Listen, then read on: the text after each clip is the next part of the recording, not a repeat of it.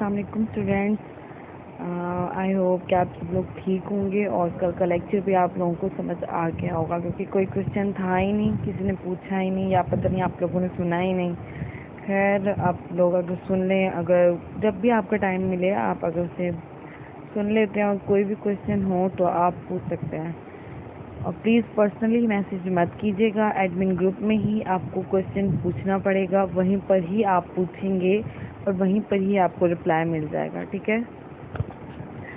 तो कल हमने इंट्रोडक्शन ऑफ एंजाइम पढ़ा था, आज हम जो है वो मैकेनिज्म ऑफ एंजाइम एक्शन पढ़ेंगे। मैकेनिज्म ऑफ एंजाइम एक्शन को कैटालिसिस भी कहते हैं। क्यों कहते हैं इसको कैटालिसिस? क्योंकि एंजाइम जो है एक कैटलिस्ट के तौर पर एक्ट करता है एक रिएक्शन में, केमिकल रिएक्शन में, इस वजह से इसको कैटालिसिस बोलते हैं। तो किसी का अभी जो भी एंजाइम का एक्शन होगा, कोई भी वर्क करेगा एंजाइम किसी भी केमिकल रिएक्शन में, उस प्रोसेस को कैटालिसिस बोलेंगे, ठीक है। तो enzyme action, mechanism of enzyme action में हम यही इसको क्या कहेंगे, इसको कैटालिसिस कहेंगे। जैसे कि हमने कल पढ़ा था कि एंजाइम जो है एक ग्लोबुलर प्रोटीन है, और प्रोटीन किससे बनती है, उसका बेसिक यूनिट क्या था, अमाइनो एसिड। तो फिर हम आज जो हम पढ़ेंगे वो हम इस एंजाइम की शेप पे बात करेंगे। एंजाइम जो है वो एक 3 डायमेंशनल ग्लोबुलर प्रोटीन है।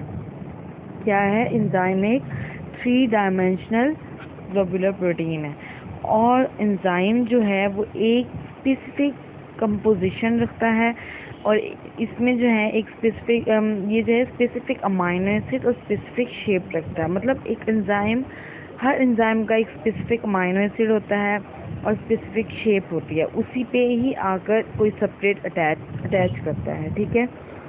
एंजाइम जो है वो जो है रिकॉग्नाइज करता है एक स्पेसिफिक सब्सट्रेट को, फिर उसके साथ अटैच होता है, फिर एक कम्प्लेक्स बना देता है।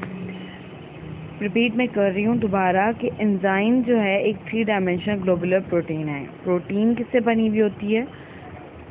अमाइनो एसिड से। तो फिर अमाइनो एसिड जो है एक हर एंजाइम के हिसाब से उसका अमाइनो एसिड स्पेसिफिक होता है, ठीक है। हर प्रोटीन जो है, जो भी कोई एंजाइम है वो ग्लोबुलर प्रोटीन रखता है, तो वो प्रोटीन उस जो अमाइनो एसिड से वो प्रोटीन बनी होती है वो हर एंजाइम का स्पेसिफिक होता है, अलग-अलग होते हैं, सेम नहीं होते। तो एंजाइम जो है वो क्या करता है, एक स्पेसिफिक अमाइनो एसिड रखता है, उसी हिसाब से वो एक स्पेसिफिक शेप बनाता है एंजाइम, ताकि वो एंजाइम वो अमाइनो एसिड जो है वो अमाइनो एसिड एक स्पेसिफिक सब्सट्रेट को अपने साथ अटैच कर सके, उसको सिलेक्ट कर सके, उसको रिकॉग्नाइज कर सके। तो इसीलिए जो भी अमाइनो एसिड एंजाइम पे होते हैं, मतलब एंजाइम पे एक्टिव साइट होती है ना, एक्टिव साइट के इर्द गिर्द अराउंड इट जो है उसके अमाइनो एसिड होते हैं। जो अमाइनो एसिड होते हैं वो स्पेसिफिक सब्सट्रेट को रिकॉग्नाइज करते हैं और उसके साथ उसको अटैच करते हैं, फिर जो है वो ES कम्प्लेक्स बनाते हैं, मतलब एंजाइम सब्सट्रेट कम्प्लेक्स। उसके बाद एंजाइम सब्सट्रेट कम्प्लेक्स जो है वो प्रोडक्ट में चेंज होते हैं और एंजाइम का काम ख़त्म हो जाता है, तो एंजाइम वहाँ से चला जाता है। तो इसीलिए एक सब्सट्रेट को सिलेक्ट करने के लिए एंजाइम के पास एक स्पेसिफिक अमाइनो एसिड और स्पेसिफिक एक्टिव साइट होती है। एक्टिव साइट क्या है? एक्टिव साइट जो है वो चार्ज बेरिंग साइट है, मतलब जो एंजाइम प्रोसेस करता है, एंजाइम की फ्रंट साइड पे कोई भी आप एंजाइम बनाइए, जैसे आपकी बुक में बना हुआ है, तो उसकी ऊपर फ्रंट साइड जो है वो एक्टिव साइट है। एक्टिव साइट में 2 साइड्स आ जाती हैं, जैसे मैंने कल आपको बताया था कि बाइंडिंग साइट है और कैटालिटिक साइट है। तो ये जो है वो चार्ज बेयर करती हैं, क्या कहते हैं, चार्ज बेयरिंग साइट कहते हैं।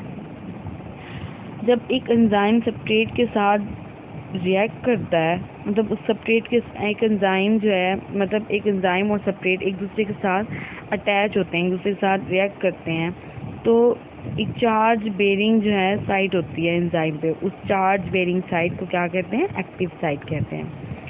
और ये एक्टिव साइट, मतलब जो एक्टिव साइट होती है इसकी शेप, एक्टिव साइट की शेप और चार्ज बेरिंग जो एबिलिटी है वो किस वजह से बनती है, वो इस वजह से बनती है क्योंकि यहाँ पर सम अमाइनो एसिड प्रेजेंट होते हैं, जो polypeptide chain, amino acid in the polypeptide chain में होते हैं, जो उस साइट को, उस एक्टिव साइट पे प्रेजेंट होते हैं, एंजाइम की, मैंने भी आपको बताया है पहले कि वहाँ पर एंजाइम की एक्टिव साइट पर कुछ अमाइनो एसिड, जो स्पेसिफिक अमाइनो एसिड होते हैं वो प्रेजेंट होते हैं।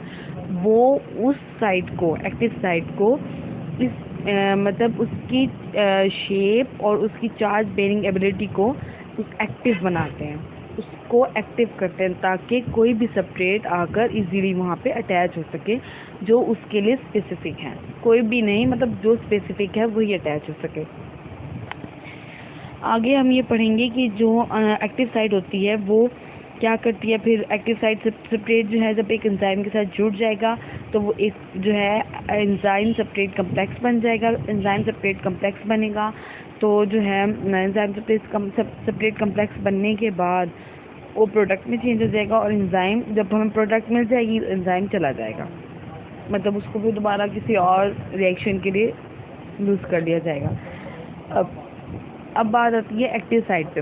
एक्टिव साइट की 2 साइट हैं, जैसे मैंने कल भी आपको इस डिटेल बता दी थी, आज मैं फिर रिपीट कर रही हूँ कि बाइंडिंग साइट होती है और कैटालिटिक साइट होती है। जो बाइंडिंग साइट होती है वो जो है ना एंजाइम की हेल्प करती है रिकॉग्नाइजेशन में, ताकि एक एंजाइम की हेल्प करती है बाइंडिंग साइट, एक्टिव साइट की जो बाइंडिंग साइट होती है वो एंजाइम की हेल्प करती है रिकॉग्नाइजेशन में, ताकि एक स्पेसिफिक सब्सट्रेट उसके साथ आके जुड़ सके। ठीक है, फर्स्ट साइट क्या होगी, बाइंडिंग साइट होगी।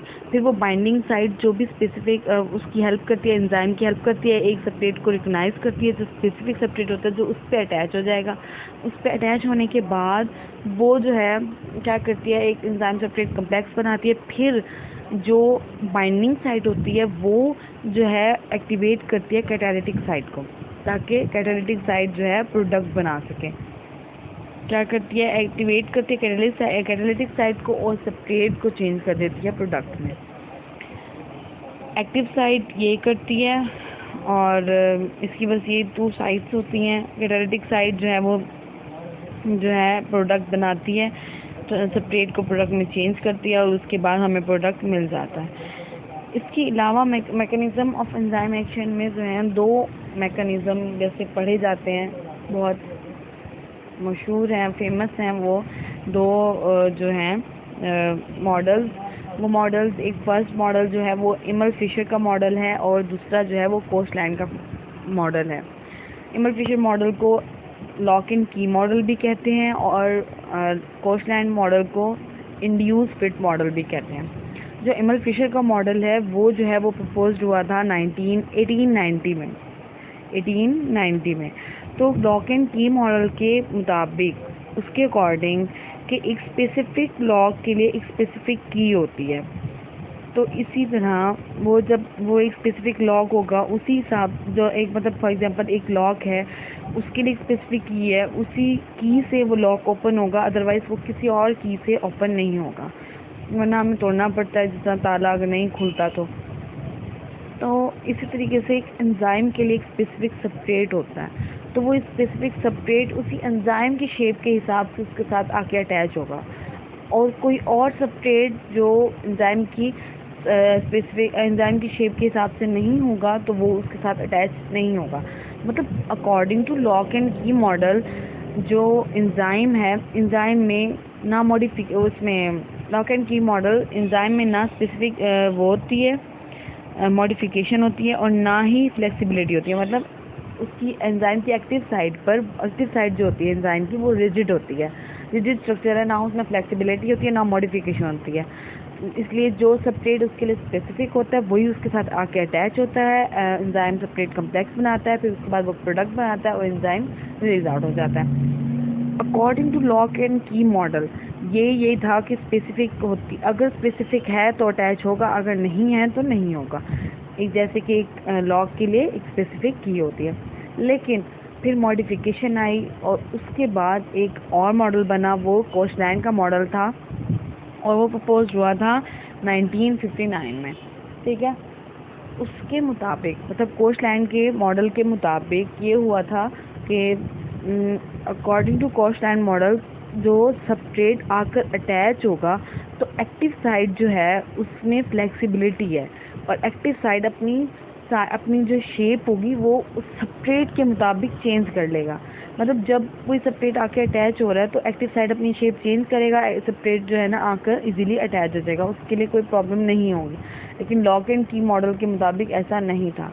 तो इंड्यूस फिट मॉडल जो बना, जो कॉशलैंड का मॉडल था, उसके मुताबिक जो है जब एक सब्सट्रेट एंजाइम के साथ कंबाइन होगा तो ये जो है उसमें चेंज इंड्यूस कर देगा एंजाइम स्ट्रक्चर में, एंजाइम की एक्टिव साइड पे उसमें चेंज इंड्यूस करेगा। उसके बाद चेंज जब इंड्यूस होगी तो सब्सट्रेट इजीली अटैच हो जाएगा।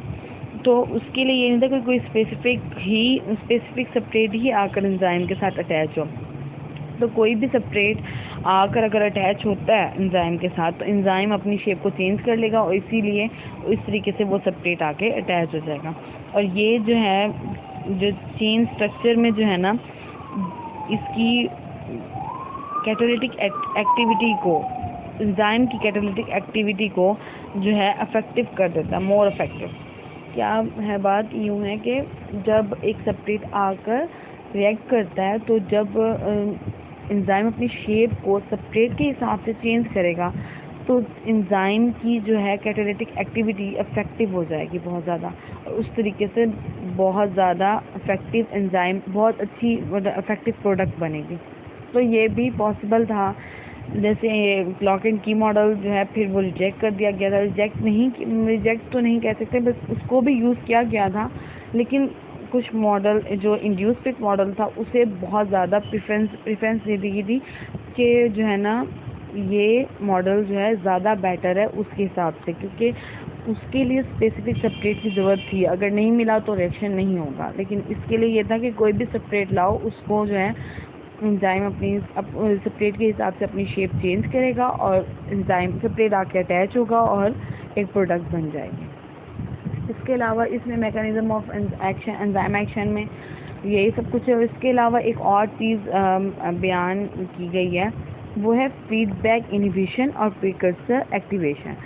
फीडबैक इनहिबिशन में क्या होता है कि एक इनिशियल सब्सट्रेट है, फिर उसमें एंजाइम 1 डालेंगे, 2 डालेंगे, 3 डालेंगे, 4, जितने भी एंजाइम डालें उसके बाद हमें एक फाइनल प्रोडक्ट मिल जाएगी। फीडबैक इनहिबिशन का मतलब होता है इनहिबिट, रोकना किसी चीज़ को। तो क्या करता है फीडबैक इनहिबिशन में, वो फाइनल प्रोडक्ट वाली साइड फाइनल प्रोडक्ट बनने ही नहीं देता। वो पता है क्या करता है, वो क्या करता है, जो फर्स्ट एंजाइम डाला गया है ना, फीडबैक इनहिबिशन में ये होता है कि जो फर्स्ट एंजाइम डाला गया है उसी को रोक देता है ताकि जो है वो जो सब्सट्रेट है वो आगे रिएक्ट ही ना करे किसी एंजाइम के साथ और फाइनल प्रोडक्ट हमें मिले ही ना। लेकिन उसके लिए फिर प्रीकर्सर एक्टिवेशन होता है। प्रीकर्सर एक्टिवेशन को ऐड किया जाता है और वो जो एंजाइम ने, जो फीडबैक इनहिबिशन ने इनहिबिट किया था फर्स्ट एंजाइम को, वो उसको एक्टिव करता है। उसके बाद वो प्रोसेस चलता है और एंड में हमें फाइनल प्रोडक्ट मिलती है। इसको चेन ऑफ एंजाइम भी कहते हैं। मैं रिपीट कर देती हूँ यही बात कि क्या होते हैं, 2 टर्म्स हैं, फीडबैक इनहिबिशन और प्रीकर्सर एक्टिवेशन। एक्टिवेटर है, एक्टिवेशन है।